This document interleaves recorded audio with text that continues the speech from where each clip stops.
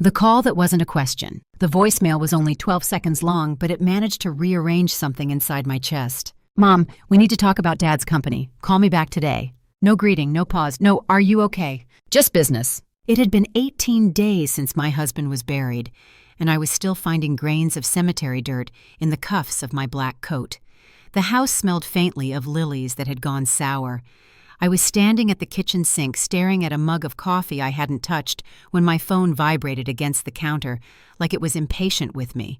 I was 61 years old, recently widowed, and apparently already behind schedule. I didn't call back right away. I learned a long time ago that silence makes people reveal more than words ever do. Instead, I rinsed the mug, dried it carefully, and placed it upside down in the cabinet like a decision that could wait.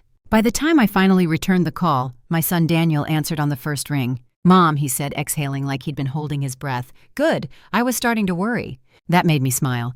Not because it was funny, because it wasn't true. I'm fine, I said. What do you need? There was a beat. Then the tone shifted. Efficient. Familiar. The voice he used when he wanted something framed as concern. Well, he began, you shouldn't be alone right now. And with Dad gone, there are things we need to handle quickly. The company can't just sit in limbo. The company. Not my grief. Not my health. Not my nights that ended with me sitting on the edge of the bed listening to the refrigerator hum because silence felt too loud. The company. My husband had built Redwood Consulting from a rented office and a second-hand desk. I had typed his first proposals, answered his phones, hosted clients at our dining table when we couldn't afford restaurants.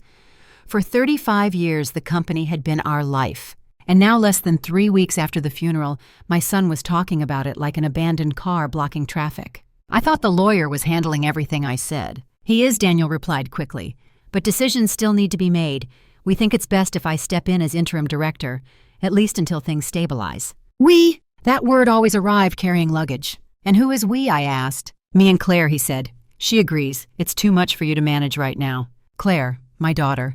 The same daughter who had left the wake early because she didn't like funerals. I leaned against the counter, my fingers pressing into the cool stone. And did you ask me? I said. Another pause, shorter this time. Mom, this isn't about asking. It's about doing what's necessary. Necessary. I watched a drop of water slide down the faucet and fall into the sink. The sound echoed.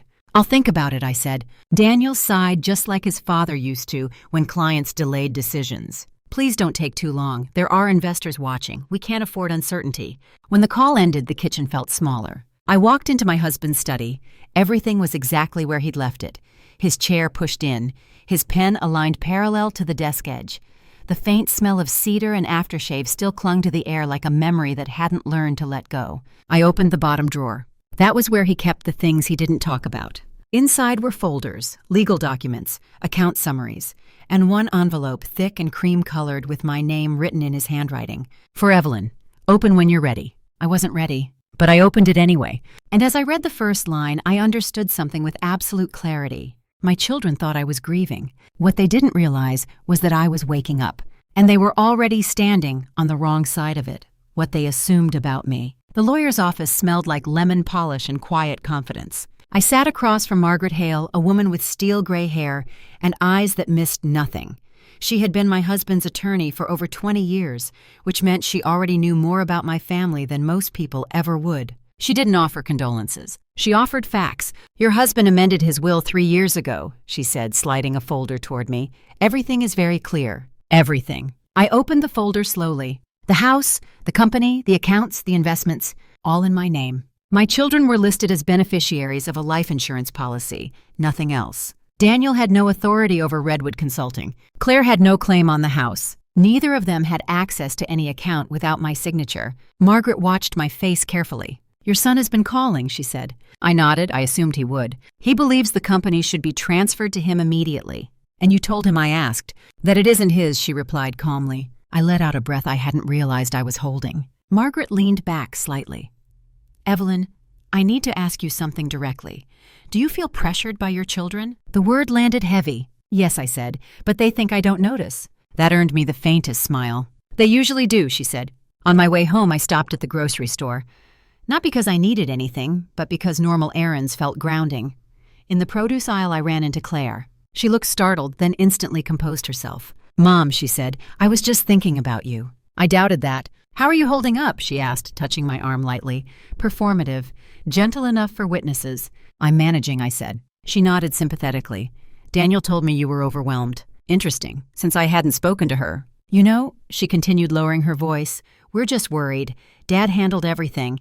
It's a lot for you to take on alone. Alone. As if I hadn't been beside him for every contract, every risk, every late night. I've already spoken to the lawyer, I said. Her eyes flickered. Just for a second. Oh, she replied, that was fast. I've had decades to learn, I said evenly. She smiled, but it didn't reach her eyes. Well, she said if you need help making decisions, Daniel and I are here. Help! The same word Daniel used. That night I sat in my study and opened the envelope again. Inside was a second letter, one I hadn't noticed before. My husband's handwriting was firm. They will underestimate you. Let them. I folded the letter carefully and placed it back in the drawer. Then I picked up my phone and sent one message. To Daniel, I'm still deciding. Please don't make plans on my behalf. 3 minutes later, my phone rang. I didn't answer. Because for the first time in a very long time, I wasn't reacting. I was planning, and they had no idea how far ahead I already was. The meeting they thought I wouldn't attend. The boardroom went quiet when I walked in. Not the polite kind of quiet, the kind that happens when people realize they miscalculated. Redwood Consulting occupied the 12th floor of a glass building downtown. For decades, I had avoided these meetings. Not because I wasn't capable, but because my husband liked being the visible one. He liked to believe he was protecting me from stress. What he had really been doing was protecting other people from me. Daniel stood at the head of the table jacket, off sleeves rolled up, performing competence. Beside him sat 3 senior partners and 2 outside advisors. Coffee cups steamed, laptops were open, slides were already queued. They had started without me. Daniel looked up, his expression tightening just slightly. Mom, he said, forcing a smile. We didn't expect you. I know, I replied, taking the empty chair at the far end. That's why I'm here. There was an awkward shuffle.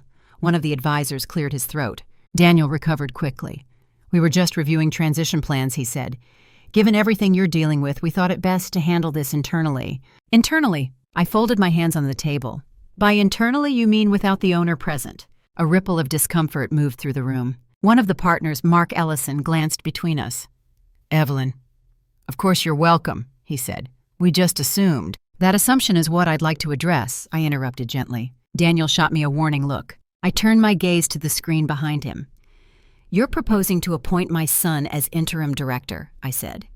Correct, Daniel nodded, temporarily, until things stabilize. And by stabilize, I continued, you mean until the company is effectively his. The room froze. Daniel's smile thinned. That's not fair. No, I agreed. It's accurate. I reached into my bag and placed a folder on the table.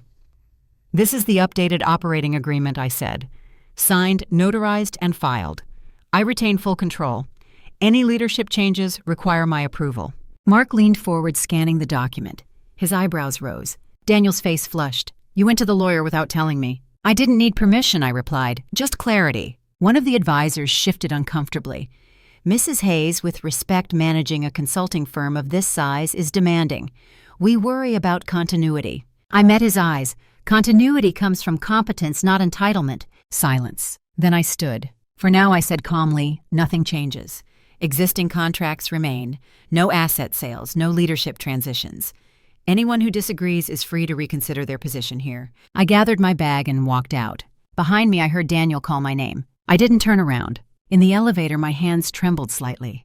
Not from fear, from adrenaline. I had crossed a line they never thought I would approach, and they were already adjusting their plans. That afternoon, I received an email from Claire. Subject line concerned. She wrote about stress, about family unity, about honoring Dad's legacy. Not one word about the board meeting. That evening, I opened my husband's old laptop. He had kept meticulous digital records, email archives, drafts, notes he never sent. What I found there made my breath catch. An unfinished email addressed to Daniel, subject line trust. In it, my husband had expressed concerns about Daniel's judgment, about risky financial decisions, about pressure to liquidate assets prematurely. He had never sent it, but he had saved it, and that told me everything. They hadn't just underestimated me, they had ignored him too, the betrayal that came too easily. Thanksgiving arrived with perfect timing. Daniel insisted we host it at the house, citing tradition. Claire offered to cook, citing togetherness. I agreed, citing patience.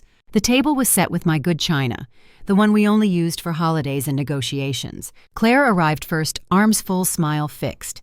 Daniel followed shortly after, carrying wine he couldn't afford. Dinner unfolded politely, too politely. Halfway through dessert, Daniel cleared his throat. "There's something we wanted to discuss," he said. Of course there was. Claire reached across the table and took my hand. "Mom, we love you.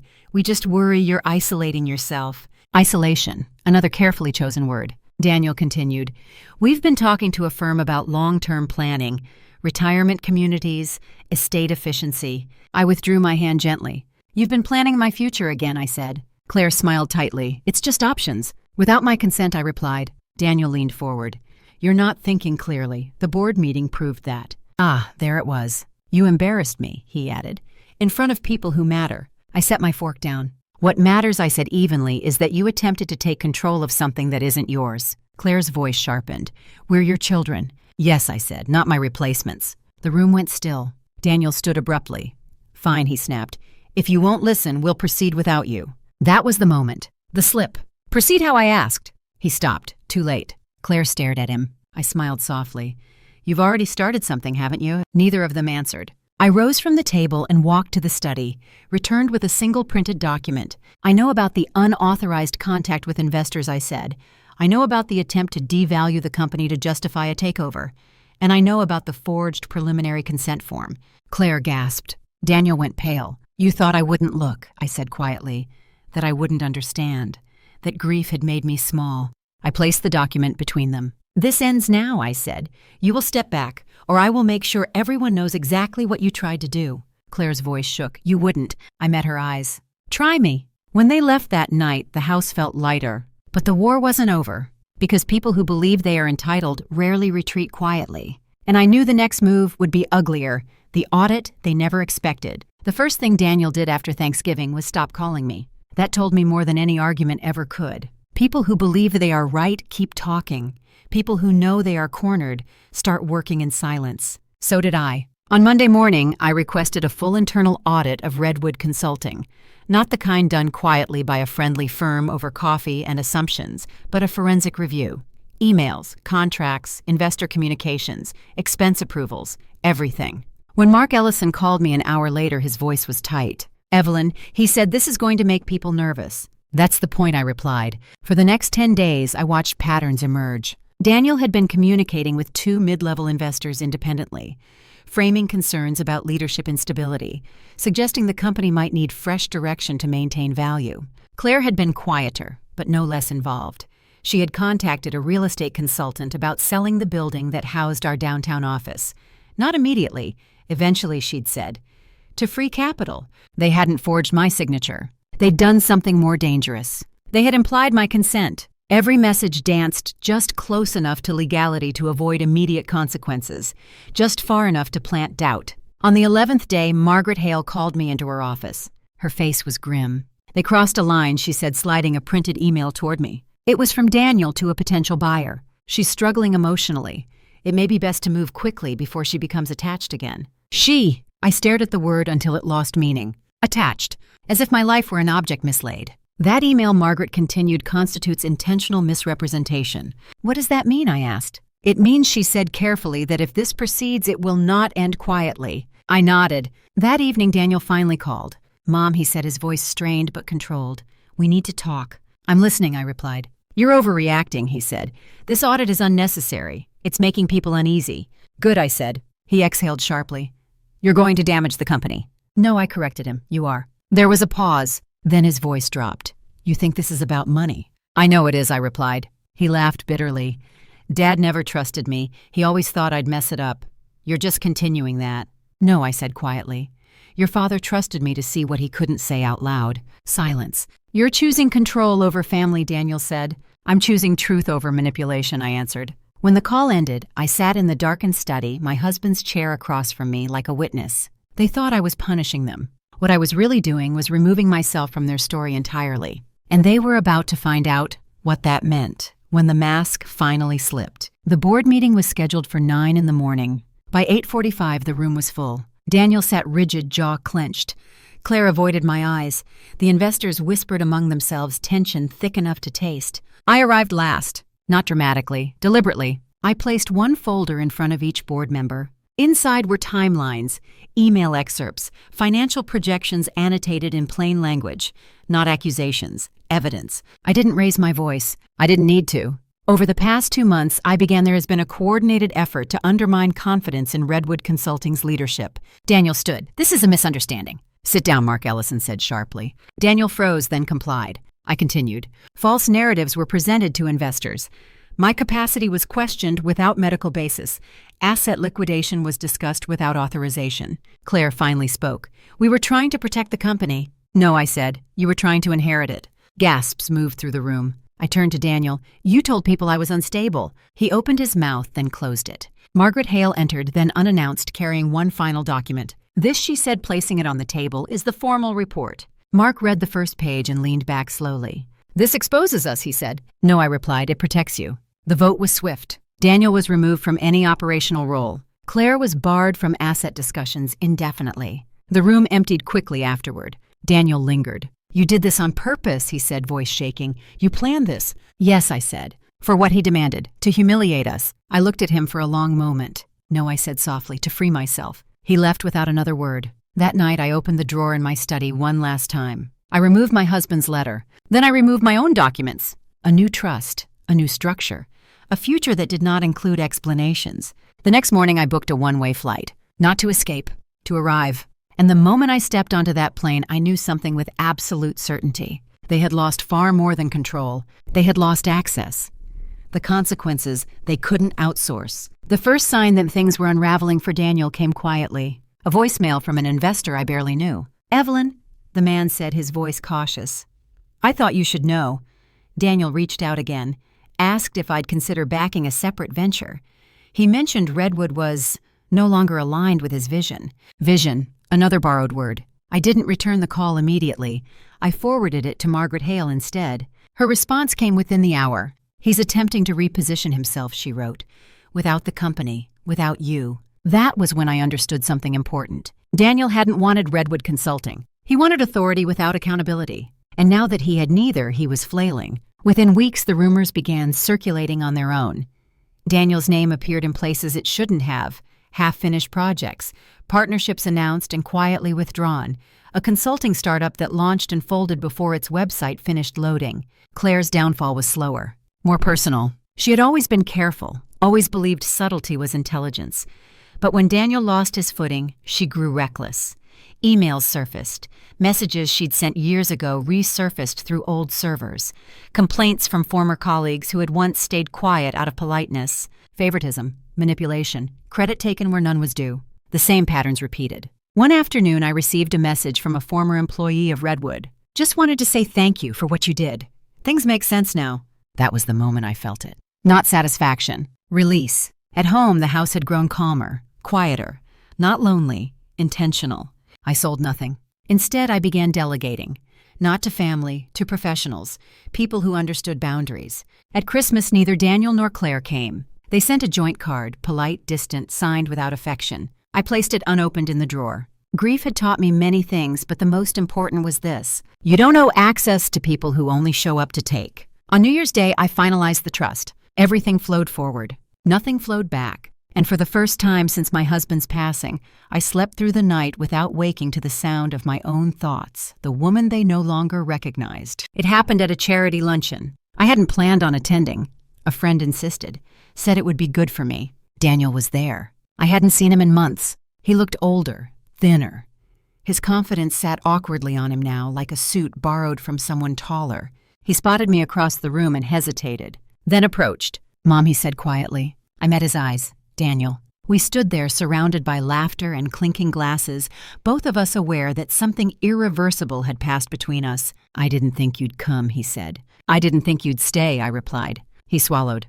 I heard you restructured everything. Yes. For good? Yes. There was no accusation left in his voice, only disbelief. You always let Dad handle things, he said softly. I thought. You thought I was invisible, I finished for him. He didn't deny it. I didn't know you were like this, he said. I smiled, not kindly, not cruelly. Neither did you bother to find out. Claire didn't approach. She watched from a distance, her expression tight, calculating. Some habits die slowly. When I left the luncheon early, I felt lighter than I had in years. Not because I'd won, but because I'd stopped participating. That night, I sat in my study and wrote a single sentence in my journal. I am not who they needed me to be. I am who I chose to become. The woman they had underestimated was gone. In her place stood someone they could no longer manage, manipulate, or rewrite. And somewhere in that realization, I found peace, the secret he never thought I knew. The email arrived on a Tuesday morning disguised as routine correspondence. Subject line clarification requested. It was from a judge, not a social one, a real one, federal. I read it twice before my hands began to shake. Years earlier, before Redwood Consulting was profitable, Daniel had signed paperwork on my husband's behalf. Not forged, not stolen, authorized technically. A limited power granted for one narrow transaction while my husband was hospitalized after surgery. Daniel had used it for something else. A side arrangement, a quiet consulting contract that routed funds through a shell company. Not enough to trigger alarms at the time, just enough to give him leverage. And now, years later, that shell company had collapsed under unrelated scrutiny. Everything connected to it was being re-examined, including Daniel's signature, including my husband's name. I called Margaret immediately. She didn't interrupt while I explained. When I finished, she was silent for a long moment. He never told you, she said finally. No, I replied, but he suspected. That unfinished email, trust. It had never been about fear of incompetence. It had been about betrayal. The judge is asking for context, Margaret continued. Not accusations, not defenses, just truth. Truth. I agreed to cooperate, not because I wanted revenge, but because silence would make me complicit.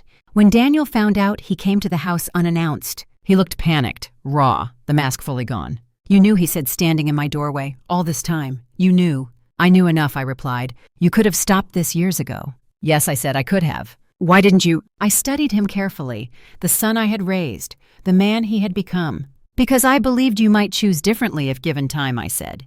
You didn't. His shoulders sagged. I was trying to prove myself, he whispered. You were trying to bypass integrity, I corrected gently. He left without another word. Weeks later, the investigation concluded. Daniel was not charged criminally, but his name was attached to something public, permanent. The consulting world is small. Doors closed quietly. No dramatic fall, just absence. That was karma. Not loud, precise. I never celebrated. I simply closed the chapter, the last thing I gave them. Spring arrived softly. I planted new flowers in the garden, not lilies, something resilient. I received a letter from Claire, handwritten, rare. She apologized without admitting fault, explained without taking responsibility, asked without offering repair. I wrote back 3 lines. I wish you well. I am at peace. Please respect my distance. It was the last letter I sent her. On my birthday, I woke early and made coffee, sat by the window, watched light move across the floor. I thought of my husband, of the life we built, the mistakes we survived, the truth he trusted me to uncover.